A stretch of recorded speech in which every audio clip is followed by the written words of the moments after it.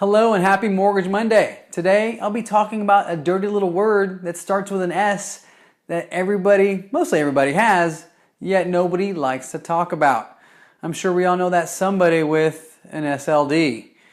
And you know all about that SLD. It pesters, it irritates, and hangs around like it will never ever go in the way and gets in the way of having fun. It's been known to ruin relationships because someone lied about what they had. And the only known cure is to get rid of it completely. It's not even treatable. Not even bankruptcy will make it go away. Well, if you haven't figured it out, I'm talking about student loan debt and how a large portion of good old-fashioned Americans have a ton of it. $1.4 trillion worth. In fact, it is the second leading form of debt in the U.S., right behind good old mortgage debt.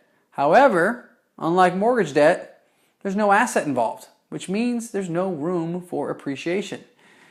And even though it's really nice to look at that degree hanging up on your wall, like I have on the one behind me, or how collegiate it feels to wear your alma mater shirt on Saturdays, student loans sometimes can get in the way of your dreams of owning a home if you don't use a bit of strategery. Ruin my dreams? It's a little extreme, Ralph. Well, if you're right, what am I going to do now? Do not despair.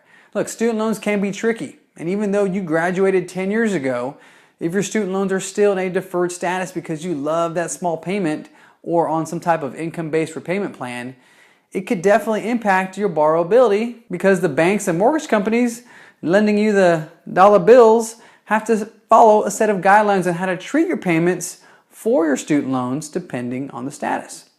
For example, if your loans are deferred and you're enjoying that sweet, sweet low payment, well, Fannie Mae has another thing in mind for you.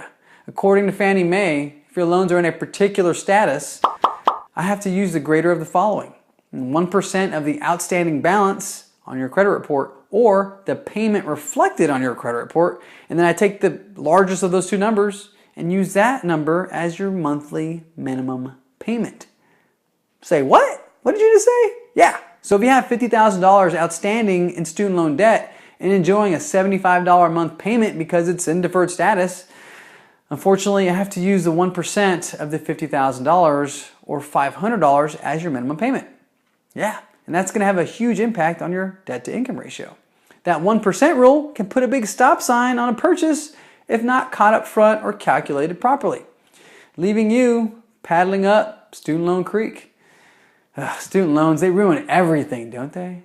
I kid. They don't ruin everything. It's just another part of mortgage madness that you need to be aware of when trying to buy a home. And that's exactly where I come in, to be the captain, crunching those numbers along the way. And that's something those online lenders probably wouldn't do for you, in my very, very, very biased opinion. Bottom line, 45 million borrowers, accounting for roughly 70% of college students, have an SLD. And it's okay having student loans. We just need to make sure we're assessing them properly based on their status. And even though our alma maters, like this one, may be different, we are definitely on the same team when you're trying to purchase a home. Hey, I'm almost done paying mine off. Just 10 short years to go. And by then my daughter will be 10 years old. Which makes me feel that much older as I said that out loud. As always, thank you so much for watching. Stay tuned for more fun topics and videos I do have in the works. And remember, I loan it so you can own it. Until next time, and go Runners.